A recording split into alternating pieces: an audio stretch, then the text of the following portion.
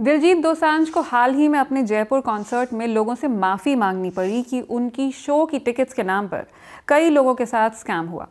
दिलजीत जहां भी अपना शो लेकर जाते हैं वहां बुकिंग खुलने के चंद मिनटों में ही पूरा का पूरा शो बुकड आउट हो जाता है। 2000 से लेकर 10,000 तक जो टिकट मिली लोगों ने फटाफट उठाई। अमेरिका कनाडा में 25,000 भी देने पड़े और ब्लैक में तो लोगों ने लाख लाख रुपए भी खर्चे हैं। अब इस पूरे सिनेरियो में सब लोग दिलजीत की बढ़ती पॉपुलैरिटी और क्रेज़ की बात कर रहे हैं, जबकि मेरा ध्यान इस बात पर जा रहा है कि कुछ 2.5 घंटे के शो के लिए इतनी महंगी टिकट्स खरीदने के लिए लोगों के पास इतना पैसा आ कहाँ से रहा है। नमस्कार, मैं हूँ आपकी बे ईशा और आज समझने की कोशिश करते हैं कि ऐसे कैसे कि यंग जनरेशन के पास कॉन्सर्ट टिकट्स के लिए पैसे हैं लेकिन सेविंग्स के लिए नहीं। बात करेंगे कि कैसे बाज़ार ने बड़ी कन्वीनियंटली हमारी नीड्स को नेसेसिटीज़ में बदल दिया है और हमारे खर्चे बढ़ा दिए हैं, और ये खूब सारा खर्चा करने वाले यंग लोग ज़्यादा रईस हो गए हैं या ज़्यादा खर्च कर करके गरीब होते जा रहे हैं। पैसा ही पैसा होगा, क्योंकि कॉन्सर्ट हो या इवेंट, हॉलिडे हो या फैशन, खर्चा है कि रुकता ही नहीं। बेशरम ईशा। डायसन हेयर स्टाइलर, कीमत करीब 50,000। डियोर टोट बैग करीब 3 लाख। बल्गारी मंगलसूत्र 3.5 लाख। ये वो चीज़ें हैं जिन्हें पहले सिर्फ सेलिब्रिटीज़ को इस्तेमाल करते देखा जाता था, लेकिन जो अब कम से कम बड़े शहरों में रहने वाले यंग लोगों के लिए नेसेसिटी बन गई हैं और छोटे शहरों में रहने वालों के लिए एस्पिरेशन। इतने खर्चे देखकर कई एक्सपर्ट्स जेनजी को स्पेंडजी भी कहने लगे हैं। और बाय द वे, कौन जेनजी है कौन बूमर है, इस पर भी बड़ा कन्फ्यूजन चल रहा है, तो आइए पहले इसी को क्लैरिफाई कर लेते हैं। 1928 से 1945 के बीच पैदा हुए लोगों को साइलेंट जनरेशन कहा जाता है। सेकेंड वर्ल्ड वॉर के बाद आए बेबी बूमर्स या बूमर्स, और फिर 60s में जेन एक्स। 80s और 90s में पैदा हुए बच्चे कहलाए जेन वाई या फिर मिलेनियल्स, और नई सदी के बच्चे बने जेन जी। पिछले 10 साल में इस दुनिया में आए बच्चों को कहा जा रहा है जेन अल्फा, और अगले साल से एंट्री होगी जेन बीटा की। अगर आप इसे गौर से देखेंगे तो समझेंगे कि पहले जनरेशन चेंज होती थी हर 20 साल में, धीरे धीरे वो 15 हुआ, और जेन अल्फा के केस में ये सिर्फ 10 साल है। हालांकि बीटा से फिर से टाइम स्पैन लंबा हो रहा है। इसे आप ऐसे समझ सकते हैं कि किस दौर में कितनी तेज़ी से बदलाव हुए और उनका हम पर कैसे असर हुआ। जेन अल्फा पहली ऐसी जनरेशन है जो स्मार्टफोन्स और स्ट्रीमिंग प्लेटफॉर्म्स के दौर में पैदा हुई है। इनके लिए यूट्यूब, इंटरनेट वगैरह डिफ़ॉल्ट सेटिंग है, इसीलिए इनके सोचने का तरीका बाकी सभी जनरेशन से बिल्कुल अलग होगा। अब सवाल ये उठता है कि इन दिनों हर कोई जेन जी के बारे में इतनी बातें क्यों कर रहा है। जेन जी पर सबका ध्यान इसलिए है क्योंकि ओवरऑल नंबर्स में ये अब तक की सबसे बड़ी पीढ़ी है। भारत की लगभग 1/3 आबादी जेन जी है। साथ ही ये अब तक के सबसे रईस बच्चे हैं, इसीलिए स्पेंडिंग कैपेसिटी भी इनकी उतनी है जितनी आज तक किसी की नहीं थी। डिजिटल तो ये हैं ही, सबसे ज़्यादा इन्फ्लुएंशियल भी हैं। जिसे ये चाहेंगे देश में उसी की सरकार बनेगी। और सबसे इंटरेस्टिंग बात, आज की तारीख में जेन जी की सबसे ज़्यादा तादाद है साउथ एशिया में, मोस्टली भारत में और अफ्रीका के अधिकतर देशों में। इसीलिए छोटे से बड़ा हर ब्रांड, चाहे लग्जरी हो या नॉन लग्जरी, हर कोई इंडिया को टारगेट कर रहा है। स्टडीज़ दिखा रही हैं कि भारत में कपड़ों, ब्यूटी, मेकअप प्रोडक्ट्स, एक्सेसरीज और फुटवेयर का बाजार अगले 4 साल में $200 अरब को पार कर जाएगा। मिंत्रा की एक रिपोर्ट के मुताबिक 6 करोड़ जेनजी कंज्यूमर्स ऐसे हैं जो सोशल मीडिया के लेटेस्ट ट्रेंड से इन्फ्लुएंस होकर शॉपिंग करते हैं। एक जिंदगी है, इसको जी लो। मेरे को अब नए नए कपड़े पहनना अच्छा लगता है तो मैं करूंगी खर्चा।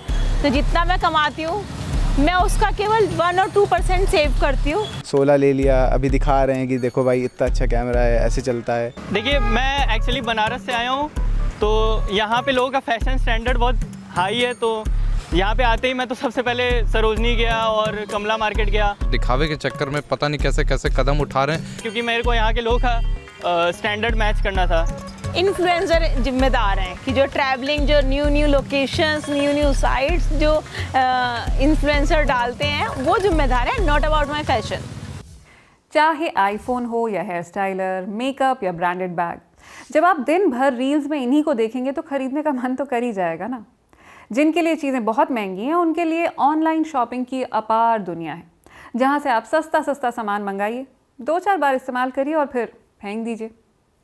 यूज़ एंड थ्रो का ट्रेंड जो इंडिया में नहीं हुआ करता था, अब वो एकदम कॉमन हो गया है। फास्ट फैशन ने शॉपिंग का तरीका बदल दिया है। और वैसे फास्ट फैशन, आपको पता है ये शब्द आया कहाँ से? फास्ट फैशन का मतलब है कि कितनी जल्दी कोई भी ट्रेंड रैंप से आपकी अलमारी तक पहुंचता है। इसके लिए कपड़े बनाने वाली कंपनियां तेज़ी से सस्ते और काम चलाऊ मटेरियल बड़ी तादाद में बनाकर आप तक पहुंचाती हैं। 31 दिसंबर 1989 को द न्यूयॉर्क टाइम्स ने अपने एक आर्टिकल में पहली बार फास्ट फैशन शब्द का इस्तेमाल किया था। तब ज़ारा का पहला स्टोर न्यूयॉर्क में खुला था और कंपनी ने दावा किया था कि हर 15 दिन में स्टोर में नया कलेक्शन मिला करेगा। खरीदने वालों के लिए बड़ा एक्साइटिंग था कि वाह, इतनी वैरायटी। उस वक्त उन्हें ये नहीं समझ आया था कि अगर फैशन इतनी तेज़ी से बदलेगा तो उन्हें भी अप टू डेट रहने के लिए हर महीने नए कपड़े खरीदने पड़ेंगे, क्योंकि पुराने सीज़न का कपड़ा पहनना इज़ सो बोरिंग। जैसे जैसे कपड़ों की शेल्फ लाइफ कम होती गई, वैसे वैसे फैशन फास्ट फैशन में बदल गया। और अब तो ज़माना अल्ट्रा फास्ट फैशन और रियल टाइम रिटेल का है। So beautiful, so elegant, just looking like a wow. तभी तो हर साल पूरी दुनिया में करीब 100 अरब कपड़े मैन्युफैक्चर हो रहे हैं। और आप जानते हैं कि ये कपड़े, जूते जो आप ट्राई करने के लिए ऑनलाइन मंगाते हैं और फिर रिटर्न कर देते हैं या फिर रख लेते हैं, 2-4 बार पहनकर फेंक भी देते हैं, बर्तन वालों को दे देते हैं, इनका क्या होता है?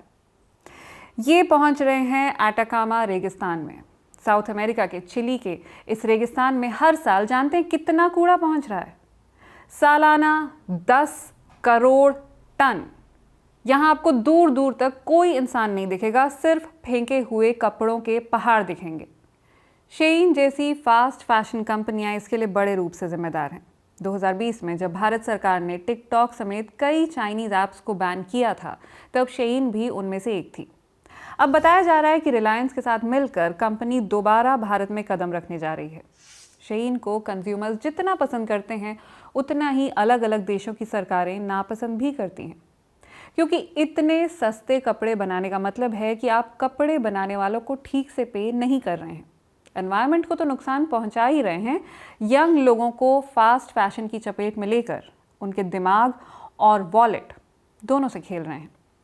इसीलिए यूरोपियन यूनियन ने काफ़ी सारी शर्तों के साथ ही इसे यूरोप में आने की इजाज़त दी। और थैंक्स टू स्पेंजी, कंपनी दिन दुगनी रात चौगनी तरक्की कर रही है। और ये अकेली ऐसी कंपनी नहीं है।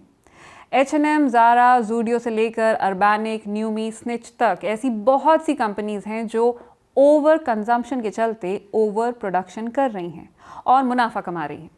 इन्हीं की बदौलत भारत में फास्ट फैशन की इंडस्ट्री जो फ़िलहाल $10 मिलियन की है, वो आने वाले 7 सालों में $50 बिलियन तक की हो जाएगी। अब हर किसी को हर चीज़ चाहिए। इन्फ्लुएंसर भले ही रील में रेसिपी दिखा रहा हो, लेकिन oh my god, which shade of lipstick, आपने ये टॉप कहाँ से लिया, लिंक भेज दो। आपका पैन कौन सा है, ब्रांड बताना। प्रोजेक्शन दिखा रहे हैं कि जेन ज़ी आने वाले सालों में और खर्चा करेंगे, कंपनियों को और फ़ायदा होगा और घर वालों को बच्चों के खर्चे देख देख कर और ज़्यादा फ्रस्ट्रेशन, क्योंकि सेविंग्स पर फोकस करने वाली पेरेंट्स की जनरेशन के लिए ये बिल्कुल भी समझ से परे है कि पैसे जमा हुए हैं तो FD कराने की जगह उन्हें हॉलिडे में कैसे बर्बाद किया जा सकता है। इसमें कोई शक नहीं है कि जैसे जैसे भारत की इकॉनमी मजबूत हो रही है, वैसे वैसे लोगों का लाइफस्टाइल बदल रहा है। अब भारत में लोगों को वही सब करना है जो अमेरिका में होता है। ट्रेंड्स दिखा रहे हैं कि आने वाले सालों में वहाँ युवा हेल्दी स्नैक्स, स्किन केयर और अल्कोहल पर खर्चा कई गुना बढ़ाने वाले हैं। तो उम्मीद की जा सकती है कि भारत में भी कुछ ऐसा ही देखने को मिलेगा। स्किन केयर पर कैसे धड़ल्ले से खर्चा हो रहा है वो तो मैं आपको पिछले एक एपिसोड में पहले ही बता चुकी हूँ। आज की जनरेशन लग्जरी और लाइफ एक्सपीरियंसेस पर खर्चा कर रही है।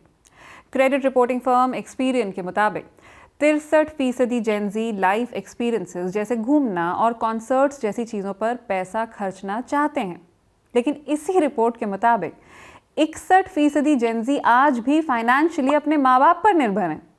ब्रिटेन में जेनजी पर हुई एक रिसर्च में देखा गया कि आधे से ज़्यादा जेनजी ने पिछले 2 सालों में कोई सेविंग नहीं की है। इनमें से 1/3 का कहना था कि ऐसा नहीं है कि वो सेव करना नहीं चाहते, लेकिन इस इकोनॉमी में सेविंग्स बहुत मुश्किल हैं। वहीं बहुतों ने ये भी कहा कि अगर वो सेव करते भी हैं तो हर महीने अपना खर्चा चलाने के लिए उन्हें अपनी सेविंग्स में हाथ डालना ही पड़ता है। अब यही हाल धीरे धीरे भारत के यूथ का भी हो रहा है, क्योंकि उनका नारा है YOLO, you only live once. तो जा सिमरन जा, जी ले अपनी ज़िंदगी। कमाल की बात यह है कि ज़िंदगी ना मिलेगी दोबारा वाले मोड में जीने वाली ये जनरेशन वो जनरेशन है जो सबसे ज़्यादा कर्ज में डूबी हुई है। इसमें क्रेडिट कार्ड का लोन भी शामिल है, स्टूडेंट लोन भी है। द वॉल स्ट्रीट जर्नल की एक रिपोर्ट ने तो बाकायदा वार्निंग दी है कि ये जनरेशन अपने सिर पर ज़रूरत से ज़्यादा कर्जे चढ़ा रही है, क्योंकि इसे यकीन है कि कल किसी न किसी तरह लोन उतर ही जाएगा। बस आज पिक्चर परफेक्ट होना चाहिए, कुछ भी छूटना नहीं चाहिए। फिर चाहे कोल्ड प्ले का कॉन्सर्ट हो या दिलजीत का, टिकट वेबसाइट पर मिले या ब्लैक में। खर्चा करना इस जनरेशन के लिए नशे जैसा है, because they are high on life. Actually investments के तरीके बदल गए हैं और यंग लोग अब ज़्यादा रिस्क लेने को भी तैयार हैं। लेकिन रिस्क का मतलब होता है 50-50 चांस, तो ज़रूरी नहीं है कि हमेशा प्रॉफिट ही हो। तो रिस्क लो, लेकिन बैकअप रखना भी ज़रूरी है। खर्चा करो, लेकिन एक सेफ नेट होना भी ज़रूरी है। टिकट्स खरीदो, लेकिन ब्लैक में इतना खर्चा करने की जगह उसे कहीं इन्वेस्ट कर दो। अगर आपको भी लत है ऑनलाइन शॉपिंग की तो बताइए मुझे कमेंट करके। मैं मिलूंगी आपसे अगली बार। नमस्कार।